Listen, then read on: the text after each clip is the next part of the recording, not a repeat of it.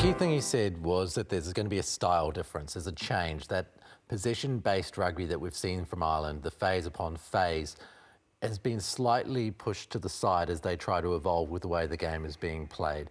What are your thoughts on what that will mean for their success? Yeah, so the best way I can sort of explain this is using the All Blacks as an example when they play Ireland, I think is probably because everyone would have watched those test matches. And when New Zealand have lost, I suppose Ireland have had a bulk of the possession and territory, and a lot of their kicks are all contestable and all attacking to get the ball back. And obviously with all that in their favour, they've won results. Where I think maybe what Andrew is getting at is Ireland have had to change because the last two times the All Blacks have played, they've had the higher possession.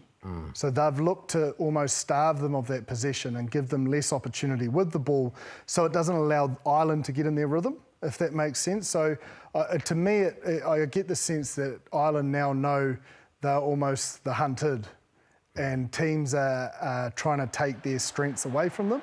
And the All Blacks have done that extremely well the last few times. And also, I think the one thing we always lost, especially in 22 in that series, was the penalty count. We were, except for the Eden Park test, we were just pinged off the park, which just feeds into that possession and ball down the right end of the park. And I think the All Blacks have made great adjustments in the World Cup quarter-final, but also last year, in making sure that they just back their D system and turn up. Like, if you look at in 23, Ireland had 15 entries into the 22 for only 3 rewards. They're a very good attacking outfit, you know, like to be able to defend and not give penalties away for that amount of time. You really do have to trust and believe in the defensive system, because there's so many moving parts of that Irish attack that if they get that right and they make good decisions around the breakdown, then ideally we can see the best of the All Blacks come to life. Brendan, I'm going to put a jinx in all of this by saying that it looks like the Irish have plateaued to some degree this year. Obviously, their head coaches with the Lions, and they've lost O'Mahony, they've lost Murray, they've lost Healy, they've lost Sexton over the last few years. But what we saw in the Six Nations this year, even without their main head coach, was a side that had kind of been worked out and was not doing the things they used to do well. You can't underestimate, I think, not having Farrell there. I think what he does for their group, and not more so just the technical side of it, but what he can do as a holistic leader and what he does for their group, he's a big part of it. But look, I think sometimes you do go through transitions. You look at probably, I don't know, there's been a lot of teams that have been gone through having experienced players there, a lot of test matches, a lot of caps have been able to, I guess, try and bring those new players through. So there is a bit of a feel around that with this new group, even at first 5. Johnny Sexton, I don't know how many years he was around, but he was a big part of that Irish team. And even Conor Murray, I know Jefferson Gibson Park is coming now, but you know that experience that you do have, it does take time to bring it back. But you know, there are some pretty telling stats from the Six Nations. I think they had 17 tries in the Six Nations. You know, that's pretty unforeign looking at probably the success that the Irish team has had.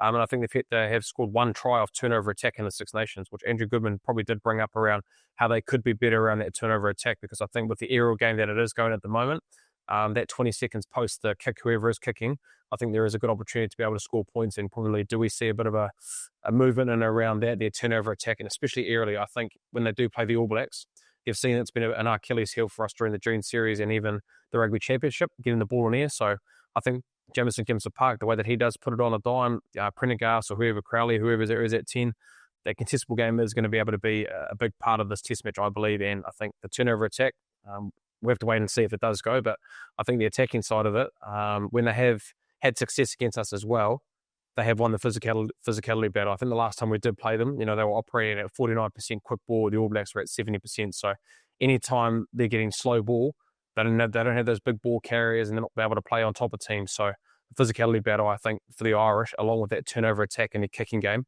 will be big for them to try and get their result against the All Blacks on the weekend. Both the All Blacks and the Irish have probably, this non-escort law has probably muddled with their systems the most.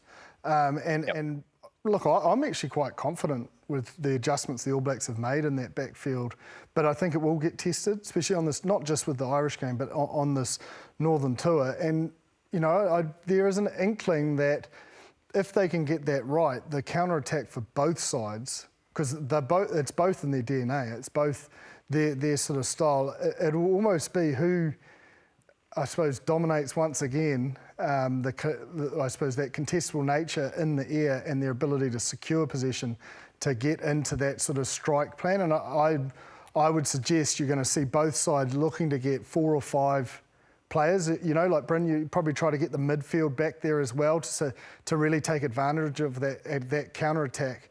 And I think one other reason why I feel like counter-attack will play a massive role is afternoon footy. I think both, if you look at the history, a lot of it's all night game dewy and, you know, you've got to keep your skill set, you know, pretty tight and direct. I don't know, I think we're in for an entertaining fixture. I think this afternoon kickoff will really set it up to set things alight. The defence too, Brenner. The Irish defence conceded 14 tries during the Six Nations this year. That's double the number of tries they conceded the year before and the year before that. That certainly will allow some opportunities if that trend continues. The All Blacks probably will see those trends, and no doubt Scott Hansen will be in and around having a look at how they're best to be able to try and beat this defence, because, you know, defensively, the Irish probably tend to like to bring a bit of line speed, but I think any time you aren't winning that, you're missing a lot of tackles.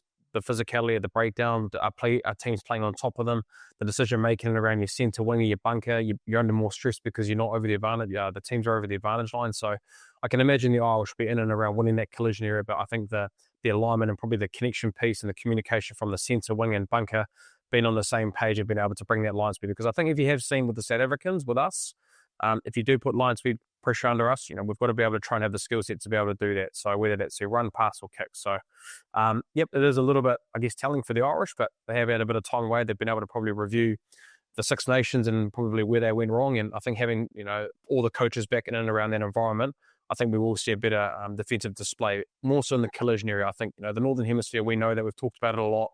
If you're able to win that collision area, it makes everything a lot easier defensively, whether you're in tight in the heart defence, which Cam Roygaard have selected, will be big around that. And then outside as well, being able to bring the skill set pressure for likes of Geordie Barrett, Quinta Pye, Billy Proctor, whoever's in that centre midfield range. And I think, like, to look at the All Blacks, because I agree with you, like, there's been growth in the 22 conversion rate. Like, they are pretty accurate. Once they get in there, they do normally come away with 5 points, what we've seen in the Rugby Championship.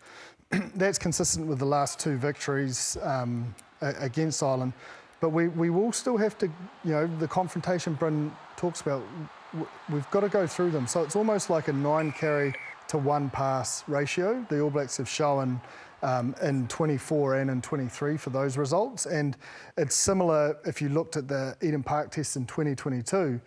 It flips on its head for the second 2 tests, but that game where they won, they were direct and they, I suppose, manipulated the defence to tighten to then expose to that width. So again, I mentioned afternoon footy, you're still going to have to stick to the basics early and make sure you tire out the defence of Ireland so that you can then expose it later in the fixture. Our contestable game, I think with Cam Roygaard as well, whether Bowden Barrett or David McKenzie starts at 10, it's been a lot better for us, I think, in that last test match. And I think we haven't fallen into the trap now, I think, of playing too much and having being one-dimensional, trying to hold on to the ball. If there's a lot of mistakes, we still try to hold on the ball, and we're kind of like, we just try and stay to that plan A, but we've got plan B. You know, I think our kicking game with Cam Roygaard, like I said, Bowden Barrett, when he's been able to get the contestable game right, I feel like we've got a good balance. So I think that'll be a big thing for us. If we don't get what we want on the attacking side, being able to balance it up with our kicking game, which I think we have shown probably this year as well. And when you look at the set piece and the breakdown, the All Blacks have, you know, again, I'm looking at their victories to try and get out trends. They've clearly won the breakdown steals element, but also defensively, they've stolen a lot of line-out ball and made Ireland operate in around that 70 to 75%. So again, setting early, getting bodies in the air to make sure that it has to be straight. You know, don't allow any of those easy throws where it may be crooked, but it's because you haven't gone up, it's allowed to play on. And yeah, as I mentioned, that defence, if they can just trust it, and then when guys like Artie and Koa, you know, sort of those specialists, you know, take their opportunity at that breakdown. But one notable mention was 17 carries from Wallace Satiti. So that selection's interesting. Like, he was a big part of getting that dent. And I suppose that defensive line attracted a lot of attention, which created space elsewhere. When you read the Irish papers, they talk about how the Leinster team probably kicked more than the Irish team over the last couple of years. Now, obviously, there's been a New Zealander within that Leinster outfit, Yes. and understands those Irish systems. How important could Geordie Barrett be this week? I think he's massive.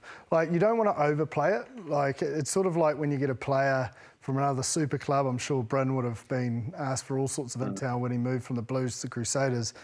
But things do move on, things do adjust. And I think the fact that we've pointed out the Six Nation failings, you know, like, I don't know, it may not. Do you know what I mean? Like, there may be okay, guys, that's not working. It works for you there, that's fine. But we need to sort of evolve and have, I suppose, Andy Farrell's fingerprints on it. But, I mean, behaviours are automated. They're not going to change overnight. It was still the same playing group. So, I think he'll have some good intel, but I just think you've got to be mindful with these things that you don't overplay it and still focus on yourself for 90% of the week. And maybe early in the week he's got a few, you know, I would say 3. You know, just 3 key points that he took out of that they need to be mindful of. What they look for, particularly in turnover ball, would be one of them. All right, now before we let you go, Jip, because it's just going to be Bryn and I for the NPC segment, who do you think's going to win? I think the All Blacks, just because I think they've had time and preparation to problem solve, whereas Ireland are coming in a little bit cold off a good break. What is it? I think it's level square from 2016, 5 apiece. So, look, I think the All Blacks, I think for the fact that I think Ireland having their first game, you know, we've talked around probably that June series, the first game, being able to, I guess, be a little bit underdone. But look, I think the All Blacks, I think the physicality battle will be big around them. I think if we're able to win that, we're able to stop them both sides of the ball, because I think when we have had success, we've been able to do that. But I think the All Blacks will get the job done with that.